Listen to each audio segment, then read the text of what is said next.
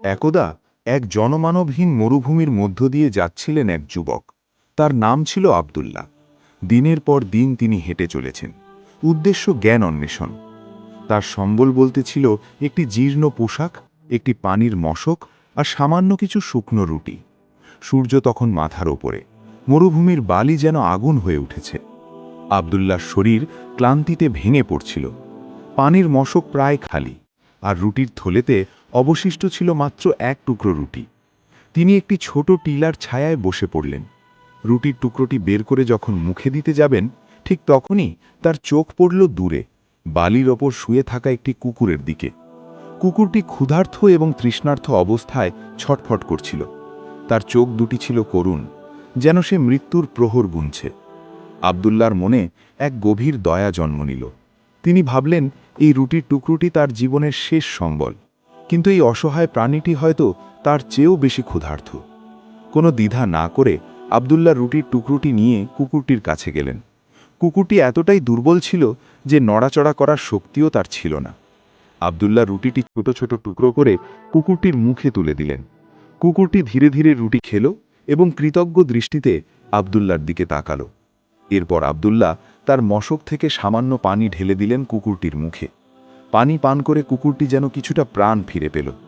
আব্দুল্লাহর নিজের ক্ষুধা ও তৃষ্ণা তখন তীব্র, কিন্তু কুকুরটিকে সাহায্য করার পর তার মনে এক অদ্ভুত প্রশান্তি অনুভব হল। তিনি আল্লাহর উপর ভরসা করে আবার পথ চলতে শুরু করলেন। কিছুদূর যাওয়ার পর তিনি দেখতে পেলেন দূরে একটি খেজুর গাছ। মরুভূমির মাঝে খেজুর গাছ, এটি ছিল এক অলৌকিক দৃশ্য। তিনি দ্রুত সেদিকে এগিয়ে গেলেন।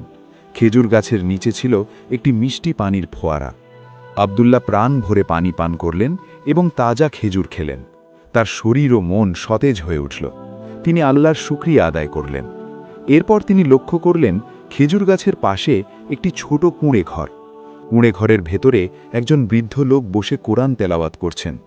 আব্দুল্লাহ বৃদ্ধের কাছে গিয়ে সালাম দিলেন। বৃদ্ধ সালামের জবাব দিয়ে তাকে বসতে বললেন। আব্দুল্লাহ তার সফরের কথা এবং কিভাবে তিনি কুকুরটিকে সাহায্য করেছিলেন সে কথা বৃদ্ধকে জানালেন।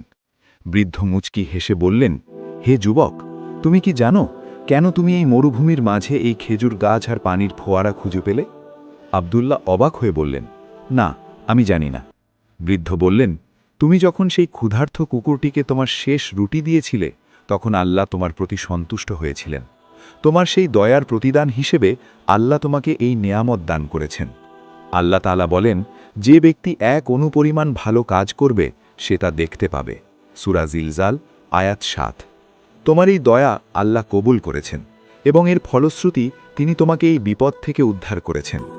আব্দুল্লাহ আল্লাহর এই অসীম রহমত দেখে বিস্মিত হলেন। তিনি বুঝতে পারলেন ছোট একটি ভালো কাজও আল্লাহর কাছে কত বড় প্রতিদান বয়ে আনতে পারে।